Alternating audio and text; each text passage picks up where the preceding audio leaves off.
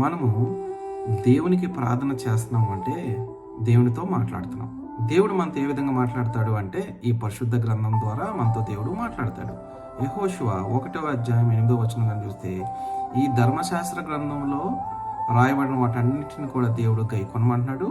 దానికన్నా దివారాత్రము కన్నా ధ్యానించినప్పుడు మన మార్గాలు ఆయన వర్ధిలింపజేస్తున్నాడు. అంటే మనకు మార్గము ఆయన తెలియచేస్తాడు ఈ పరిశుద్ధ గ్రంథం ద్వారా.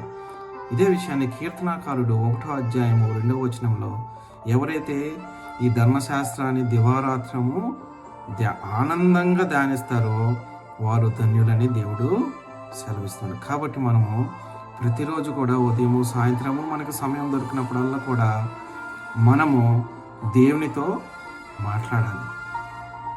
తర్వాత దేవుడు కూడా తిరిగి మనకి ఈ పరిశుద్ధ గ్రంథం ద్వారా దేవుడు మనకి జవాబును అందిస్తాడు.